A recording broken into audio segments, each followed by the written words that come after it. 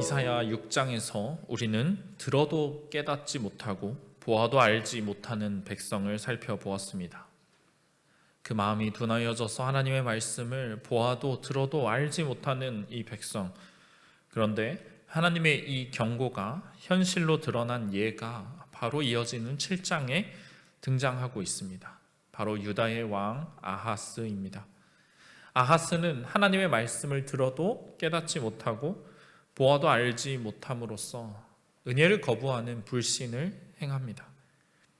이 아하스의 이야기 그리고 뒤이어질 이사야의 핵심 주제는 믿음입니다. 무엇을 믿을 것인가? 누구를 믿을 것인가? 결과는 명확합니다. 열방을 믿는 자들은 망하게 될 것이고 하나님을 믿는 자들은 복을 받을 것입니다. 이 누구나 알고 있는 진리를 들었음에도 불구하고 아하스는 갈등합니다. 우리도 매일 이 문제로 갈등하게 됩니다. 이사야가 전하는 이 여호와의 약속을 믿는 믿음은 추상적인 것이 아닙니다. 믿음은 지금 여기에서 실제로 삶을 살아가는 방식입니다. 이 믿음이 개인의 삶에서만 작용하는 것이 아니라 국가의 정책에도 반영되고 있습니다. 유다에게는 이런 믿음의 정책이 어느 때보다도 간절히 필요했습니다. 왜냐하면 지금 아수르의 제국주의가 서부 팔레스타인의 여러 나라들을 압박해 오고 있었고 그것이 유다에게도 미치고 있었기 때문입니다.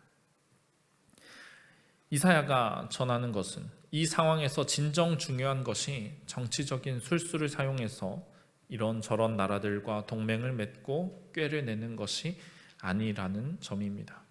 군사력을 키우는 것보다 더 중요한 것은 하나님의 약속이 그대로 이루어질 것임을 믿고 믿음을 가지는 것입니다. 지금 북이스라엘은 이미 하나님을 의지하지 않음으로써 자기 운명을 결정지어 버린 상황입니다. 하지만 남유다에게는 아직 기회가 남아 있습니다. 아수르를 의지할 것인가, 하나님을 의지할 것인가, 이 선택이 기로에 있는데 어떤 선택을 하느냐에 따라서 절체절명의 위기를 넘길 수도 있고 몰락할 수도 있습니다. 이 아하스가 갈등하고 있는 때에 하나님께서 이사야를 보내셔서 말씀을 전해 주십니다. 오늘 본문은 우리에게 누구를 의지하며 살 것인가 라는 질문을 던지고 있습니다. 눈에 보이지 않는 하나님을 의지하는 것이 진짜 능력입니다. 반대로 눈앞에 너무나 잘 보이는 힘 있어 보이는 열방들을 의지하는 것은 실제로는 썩어 있는 동아줄을 붙잡는 것과 같습니다. 우리가 이 말씀을 살펴보면서 내가 오늘 누구를 믿고 있는가, 누구를 믿으며 살아갈 것인가 선택하기를 원합니다. 그렇다면 사랑하는 성도 여러분, 우리가 믿음을 선택하기 위해서 기억해야 하는 것이 무엇입니까? 첫 번째는 두려움은 독이 된다는 사실입니다. 이사야 7장 1절의 말씀입니다. 우시아의 손자요 요담의 아들인 유다의 아하스 왕 때에 아람의 르신 왕과 르말리아의 아들 이스라엘의 베가 왕이 올라와서 예루살렘을 쳤으나 능히 이기지 못하니라. 우리가 이 오늘의 말씀을 이해하기 위해서는 역사적 배경에 대한 이해가 필요합니다. 주전 734년경에 가나안 지역에 소문이 돌았습니다. 아수르 내부에서 반란이 일어났다는 소문이었습니다. 그래서 아수르가 혼란을 진정시키고 있는 그 사이에 종속국이었던 북이스라엘과 아람이 기회를 놓치지 않고 반기를 들었습니다. 이 아람 왕 르신과 이스라엘 왕 베가가 동맹을 맺었습니다. 같이 아수르에 대적하겠다 하고는 유다에게 너도 이 연합군에 참여해서 아수르를 대적하자 말하고 있습니다. 그러나 유다 왕 아하스는 이것을 거부했습니다. 그는 이미 아수르와 많이 친분을 쌓아두었고 그쪽 노선을 타기로 마음속에 어느 정도 결정을 내리고 있었던 것으로 보입니다. 그러자 아람과 이스라엘 연합군은 압력을 가하기 시작했습니다. 그러다가 결국 지금 유다를 향해서 대규모의 침공을 감행하고 있는 상황, 이것이 오늘 본문의 역사적인 배경입니다. 그런데 1절은 이 전쟁이 어떤 결과로 끝이 나는가 그것을 미리 보여주고 있습니다. 1절 후반부에 보면 그들이 예루살렘을 쳤으나 능히 이기지 못했다라고 말하고 있습니다. 예루살렘까지 도달을 해와서 포위하고 공격을 했지만 결국 예루살렘을 함락하는 데에는 실패했다는 것입니다. 그러나 지금 아하스와 백성들이 이 결과를 알지 못하고 연합군이 밀려온다라는 소식을 들었을 때 그들은 안심할 수가 없습니다. 그래서 매우 두려워하는 이 모습을 보여줍니다. 2절에 어떤 사람이 다윗의 집에 알려 이르되 아람이 에브라임과 동맹하였다 하였으므로 왕의 마음과 그의 백성의 마음이 숲이 바람의 흔들림 같이 흔들렸더라 말하고 있습니다. 아람과 이 이스라엘이 연합해서 공격을 해온다라는 소식을 들은 아하스 왕, 그의 마음이 흔들려 버렸습니다. 마치 숲이 바람에 이리저리 흔들리는 것처럼, 낙엽이 바람에 날아다니는 것처럼 그의 마음이 심히 두려워서 도무지 안정이 되지 않고 떨고 있는 모습을 보여줍니다. 여기서 다윗의 집이라는 표현이 나오는데, 이 다윗의 집이라는 말은 보통 다윗 왕조 전체를 가리킬 때 사용되는 말입니다. 아하스가 지금 다윗의 집으로 표현이 되고 있습니다. 그래서 아하스의 행동함이 다윗 집안 전체의 행동으로 확장되어서 그 상징성으로 나타나고 있습니다. 그러므로 지금 아하스가 두려워 떨었다는 것이 다윗의 집 전체가 두려워 떠는 것으로 보여지고 있습니다. 아하스는 지금 지나친 두려움을 보여주고 있습니다. 신앙인과는 어울리지 않는 모습입니다. 하나님께서는 약속대로 유다 왕국이 멸망하지 않도록 하실 것입니다. 예루살렘을 안전하게 지켜주실 것입니다. 그러나 아하스는 이것을 믿지 못하고 심히 두려워하며 떨고 있습니다. 그가 느끼는 이 두려움이 그 개인에게서만 멈추는 것이 아니라 그를 둘러싼 이 백성들에게도 다윗의 집안 전체에 퍼져나갑니다. 이스라엘, 유다 나라 전체로 그의 두려움이 퍼져나가서 온 나라가 흔들리고 있는 모습을 우리가 보게 됩니다. 왕으로서 누구보다 하나님을 의지하고 담대해야 하는데, 가장 앞서서 신앙의 모습을 보여주어야 하는데 그러지 못하고 있습니다. 이 하나님의 약속을 받은 다윗의 집안의 왕이 하나님을 믿지 못하고 있으니 백성들이 어떻게 두려워하지 않을 수 있겠습니까? 지도자가 두려움에 빠져서 지금 현 상황이 어떠한 것인지 제대로 보지 못하고 올바른 선택을 내리지 못하고 있습니다. 그러니 당연히 모두들 혼란에 빠지게 되는 것입니다. 이 전쟁이 어떤 양상으로 일어나고 있었는가, 여기 이사야에서는 말하고 있지 않지만 우리가 역대하 28장을 보면 이것을 볼 수 있습니다. 하나님께서 아하스를 아람의 손에 넘겨주셨다 말합니다. 그로 인해서 유다의 군대가 패배하고 포로로 잡혀갔다 말합니다.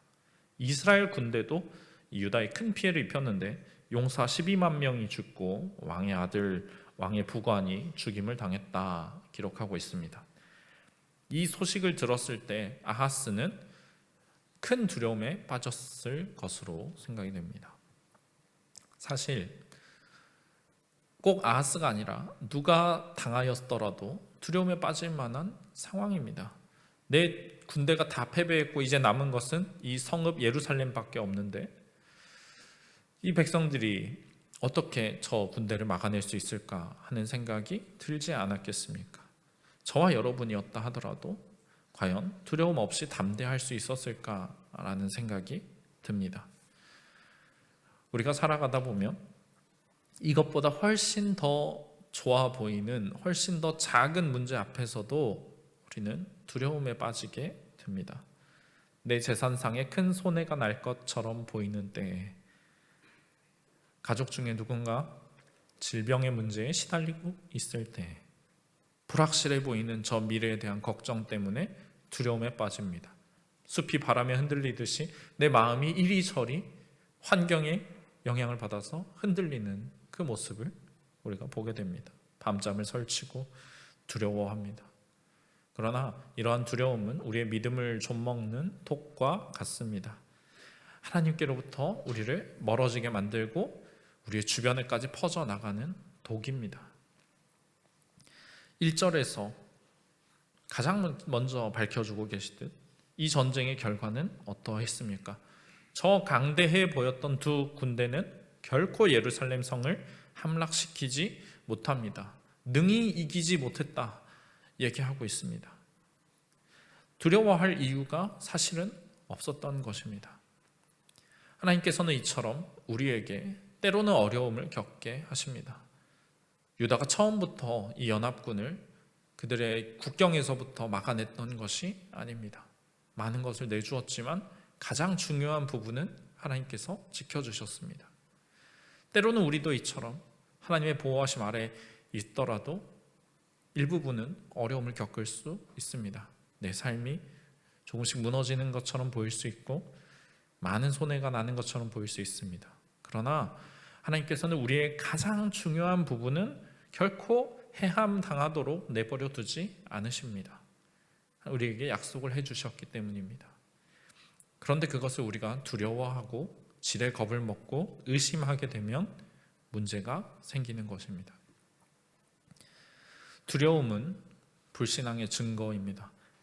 아하스는 지금 다윗의 집으로 상징되고 있습니다. 그가 어떤 선택을 하는가, 이것이 다윗 왕조의 장래를 좌우하게 됩니다. 그가 하나님을 의지할 것인가, 두려움을 이기지 못하고 아수르를 의지할 것인가, 어떤 선택을 하느냐에 따라서 나라 전체에, 다윗 왕조 전체에 그 미래가 좌우가 됩니다. 아하스가 담대하였다면 다윗의 집이 흔들리지 않습니다. 그러나 그가 두려워하고 흔들렸기 때문에 그 집 전체가 흔들리게 됩니다. 두려움이 찾아올 때 우리는 곧바로 하나님을 의지하는 습관을 들여야 합니다. 그렇지 않고 지체하다가 두려움을 계속해서 키우다 보면 잘못된 선택을 하지 않으리라는 보장이 없습니다. 아하스는 결국 자기 두려움을 이겨내지 못하고 아수르를 의지하게 됩니다. 문제를 지나치게 크게 보는 것, 계속해서 곱씹는 것, 우리 믿음에 하등 도움이 되지 않습니다. 그 시간에 하나님의 말씀을 한 번 더 보고 하나님께 한 번 더 기도를 하는 것이 좋습니다. 계속해서 저기서 패배했다, 여기서 패배했다 그 소식을 듣고 저 군대는 얼마나 많은데 우리의 백성은 너무 연약하구나 계속해서 비교하고 한들 답이 나오지 않습니다. 내 안에 두려움만 커질 뿐입니다. 그저 하나님께 도와주시길 부르짖어야 합니다. 내 두려움이 나를 흔들 뿐 아니라 나를 의지하는 이들, 내 곁에 있는 이들도 흔들게 된다는 것을 기억해야 합니다. 저 문제는 결국 나를 보호하시는 하나님을 능히 이기지 못할 것입니다. 나를 능히 해하지 못할 것입니다. 주님께서 약속을 해주셨기 때문입니다. 전쟁도, 가난도, 경제 불황도, 질병도, 그 어떤 문제도 내 영혼을 해할 수는 없습니다. 나는 지극히 안전하게 하나님의 보호하심 아래 있습니다. 그러니 우리가 이 두려움을 내어버리고 주님을 따르는 믿음에 서 있어야 하지 않겠습니까? 두 번째로 믿음을 선택하기 위해서 우리가 기억해야 하는 것은 첫 번째와 이어지는 내용인데 적들이 강하지 않다는 것입니다. 적들은 우리의 생각만큼 강하지 않습니다. 오늘 본문 3절 말씀입니다. 그때 여호와께서 이사야에게 이르시되 너와 내 아들 스알야숲은 윗못 수도 끝 세탁자의 밭 큰 길에 나가서 아하스를 만나. 이 윗못 수도에 가서 아하스를 만나라 이사야에게 하나님 명령하셨습니다. 윗못 수도는 이 아하스가 예루살렘 성이 포위될 것을 대비해서 만들어 놓은 상수도 시설입니다. 성이 둘러싸였을 때 물을 공급하기 위해서 오래도록 그 포위에 버티기 위해서 만들어 놓은 시설입니다. 아하스는 지금 전쟁을 대비하고 있습니다. 적들이 밀려올 것을 상상하면서 두려움에 떨면서 그 수도를 점검하러 가고 있습니다. 그리고 하나님께서는 그런 아하스에게 이사야를 만나게 하십니다. 그리고 이사야에게 특별히 그의 아들 스알야숲을 데리고 가라라고 말씀하십니다. 스알야숲을 왜 데리고 가라고 하셨는가? 그 이름에 뜻이 담겨 있기 때문입니다. 스알야숲의 이름의 뜻은 남은 자가 돌아오리라 라는 것입니다. 지금 스알야숲이 눈에 보이는 예언의 그 증거 형태로 지금 이사야의 손에 붙들려서 아하스 앞에 간 것입니다. 그의 이름이, 그의 존재가 하나님께서 이 말씀을 그대로 이루시리라는 증거가 됩니다. 하나님께서 남은 자를 회복시켜 주시겠다라고 약속하고 계십니다. 하나님께서 이 스알야숲을 보여주시는 데에는 두 가지 의미가 담겨 있습니다. 첫 번째로 하나님께서 자기 백성을 완전히 버리시지는 않으실 것이라는 회복의 메시지입니다. 그들이 완전히 멸망하지는 않을 것이다. 이 남은 자들이 회복될 것이다 라는 구원의 음성입니다. 또한 동시에 이 이름은 이 남은 자가 아닌 대다수는 다 죽게 되리라는 심판의 음성이기도 합니다. 동시에 구원과 심판이 같이 선포되고 있습니다. 아하스는 지금 예루살렘이 멸망하고 완전히 이 나라가 멸망하는 것을 두려워하고 있습니다. 유다의 성읍 예루살렘 앞까지 적이 진격해 온 상황에서 그런 아하스에게 주어지는 이 스알야숲의 이름은 소망이 되는 것입니다. 하나님께서는 분명하게 이 유다 중에서 남은 자들을 살려주시겠다, 내가 살려주겠다 약속하고 계십니다.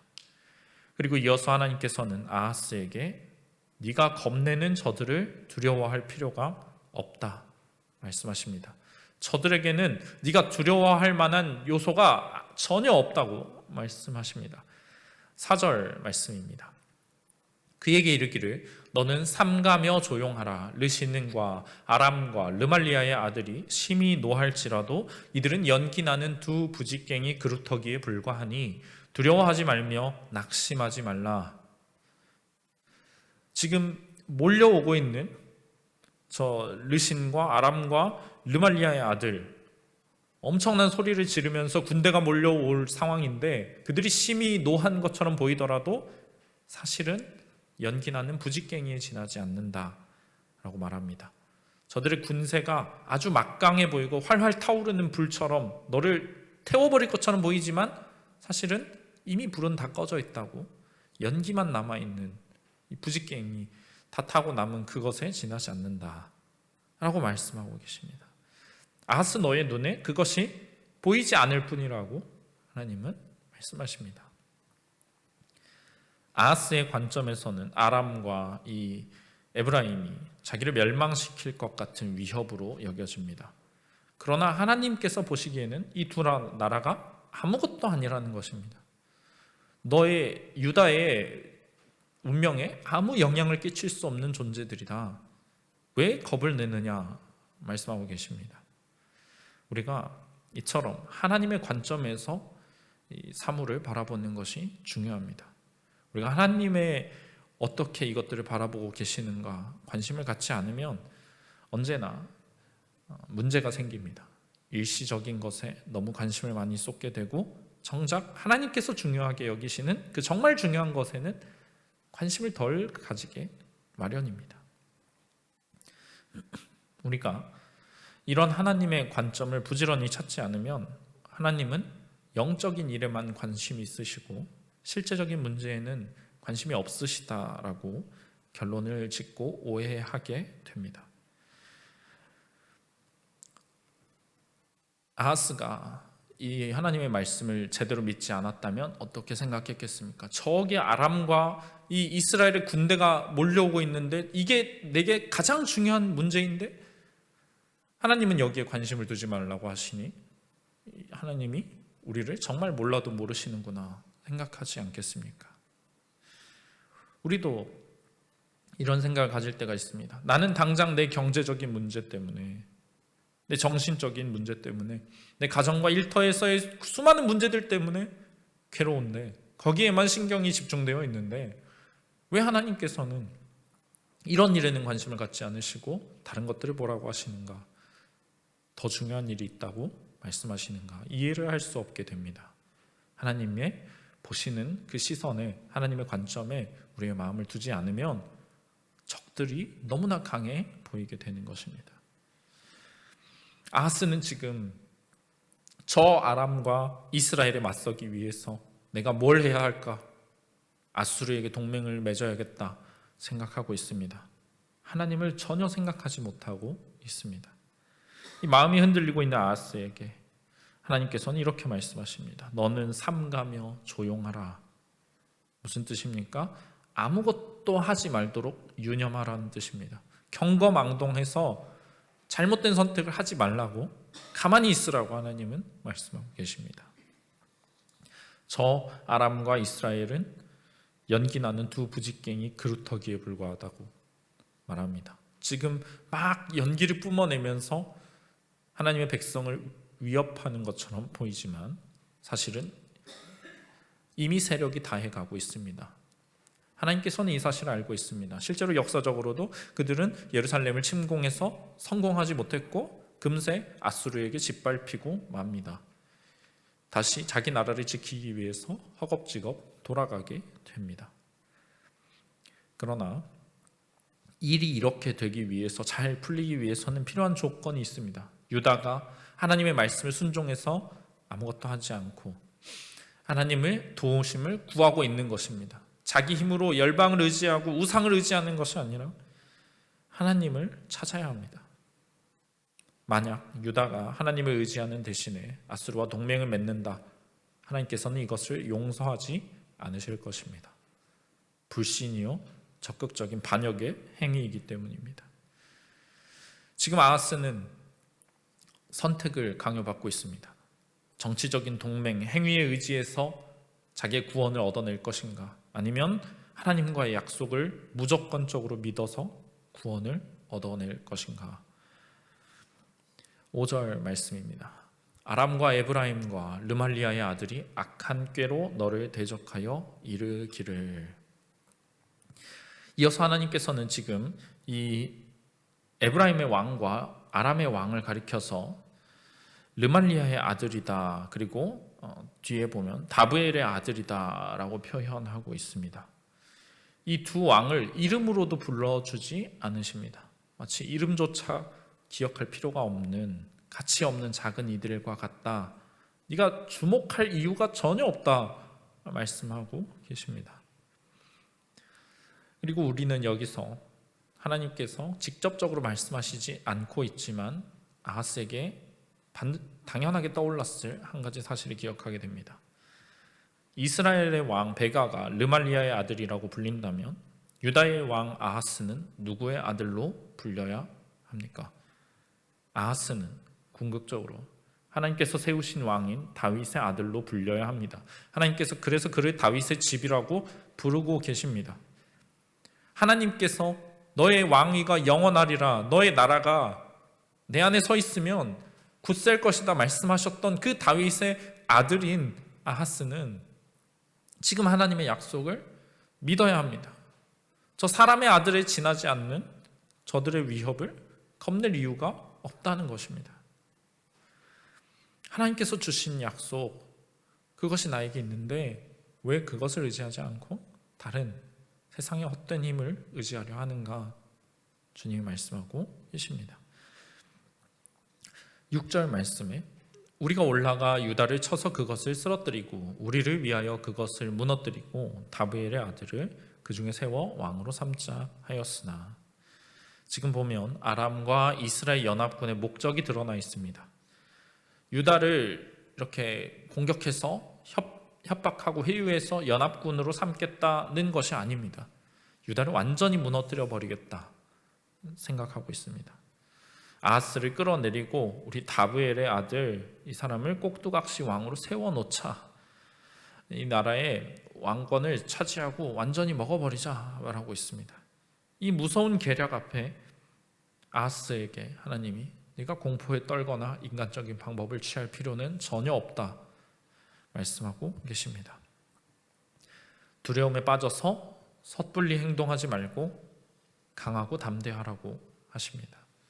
하나님께서 그와 함께 하실 것이기 때문입니다.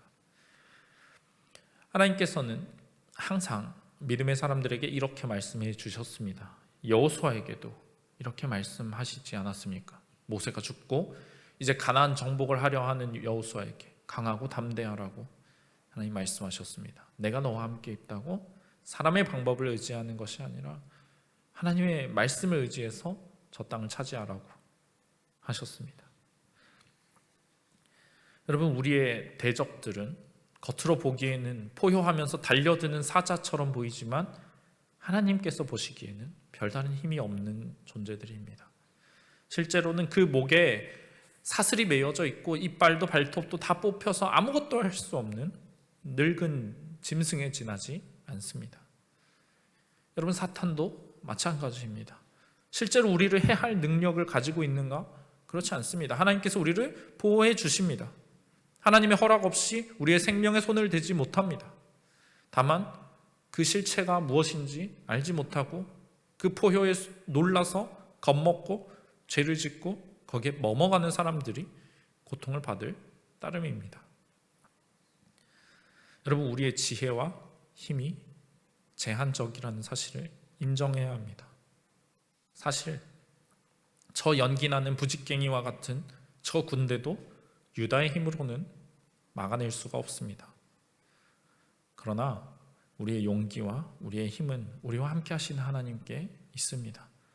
그분께는 지혜와 힘이 제한이 없음을, 무한하시다는 것을 우리가 믿기 때문에 우리는 우리의 적들이 대단하지 않다는 것을 알게 됩니다. 결과가 원수들의 손에 달린 것이 아니라 하나님께 달려 있음을, 그리고 내가 무엇을 택하는가에 달려 있음을 우리가 기억해야 합니다. 마지막으로 믿음을 선택하기 위해서 우리가 기억해야 하는 것이 무엇입니까?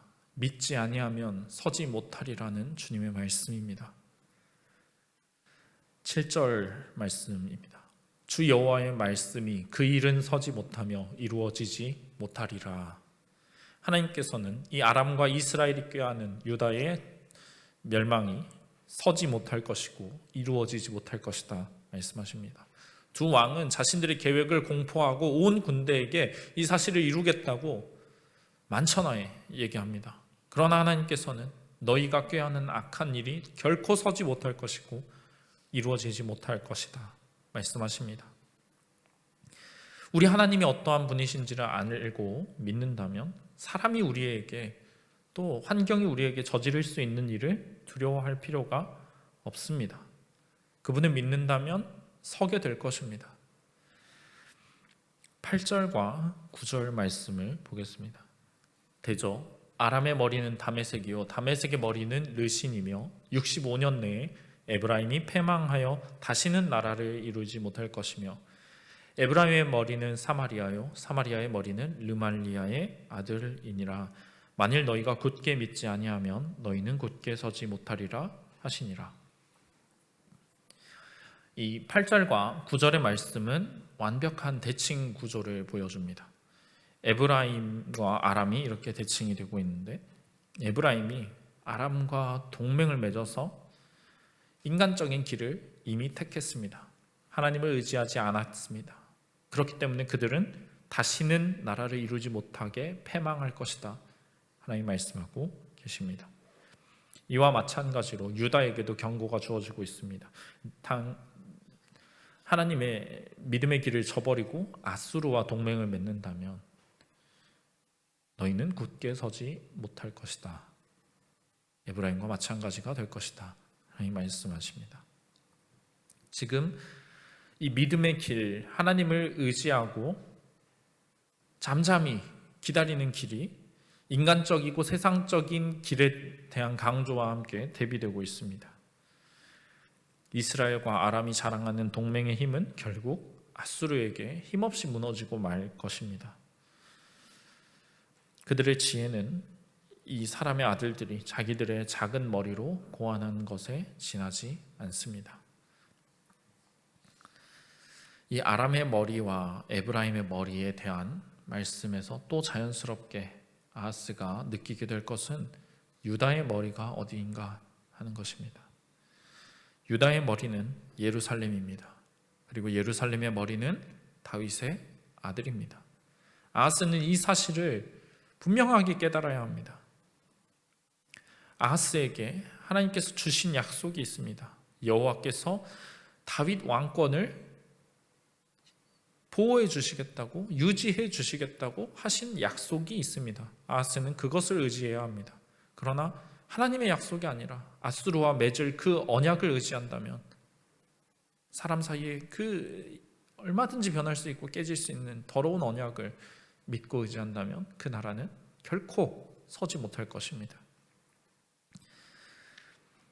8절에서 이 에브라임이 패망한다 65년은 주전 735년에서 670년으로 생각이 됩니다. 주전 671년에 에사라돈이 북이스라엘이 있던 지역에 외국인들을 이주시켜서 살게 만듭니다.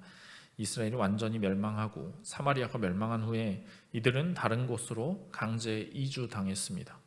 돌아올 땅을 잃어버리게 됩니다. 그 나라가 다시는 이루어지지 못하게 되었습니다. 유다는 이것을 알아야 합니다. 경고로 여기고 자신들도 하나님을 믿지 않는다면 언제든지 이렇게 될 수 있다는 것을 기억해야 할 것입니다. 만일 너희가 굳게 믿지 아니하면 너희는 굳게 서지 못하리라. 이것이 하나님께서 이 아하스에게 주시는 말씀의 종합입니다. 자기와 자기 나라를 하나님의 주권에 맡길 수 있는 믿음이 그에게 필요합니다. 그렇지 않는다면 지금처럼 두려움에 흔들리고 다른 나라들에 의해서 휘둘리는 그러한 갈대 같은, 언제 뽑힐지 모르는 그 위험한 상황에 계속 자신을 내버려 두는 것입니다.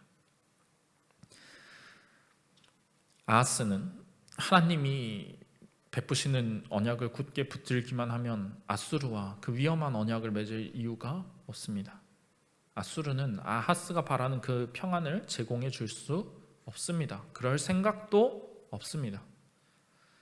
오히려 아수르가, 그가 의지했던 아수르가 아하스를 멸망시킬 것입니다. 아람과 북이스라엘의 위협에 직면한 지금 아하스는 하나님을 신뢰할 기회를 얻은 것입니다. 구원을 받기 위해서 하나님을 의지할 기회를 하나님께서 그에게 주셨습니다. 그러나 그는 그 대신에 최악의 원수인 아수르를 선택합니다. 그 결과 이사야가 예언한 대로 아수르가 그 땅을 멸망시키게 됩니다. 아이러니하게도 우리의 실제적인 안전은 눈에 보이는 힘을 의지할 때가 아니라 보이지 않는 하나님을 의지할 때 주어지는 것입니다. 하나님은 우리의 실제적인 문제에 깊이 연관되어 계십니다.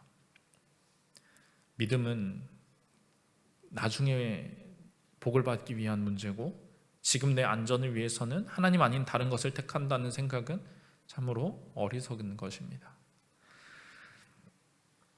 하나님께서는 이 백성으로 말미암아 세상에 자신을 드러내시기로 선택을 하셨습니다. 그런데 이 백성이, 하나님의 백성이 제일 먼저 배워야 하는 진리는 하나님을 믿을 수 있지만 열방을 믿어서는 안 된다는 것입니다. 하나님을 의지할 수 있지만 세상의 힘은 의지할 수 없습니다.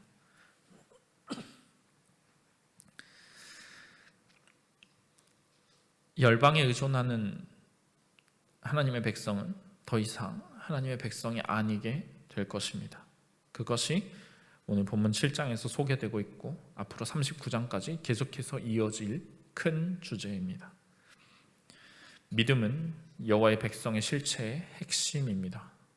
믿음이 단지 그들을 열방과 구분시키는 특징에 그치는 것이 아닙니다. 믿음은 하나님의 백성의 삶의 방식이고 그들이 매일 행동을 결정하는 기준이 됩니다. 어떤 일이든지 주님의 믿는 믿음에 따라서 결정하고 행동해야 합니다. 믿음이 없이는 하나님의 백성도 하나님의 나라도 세워질 수가 없습니다.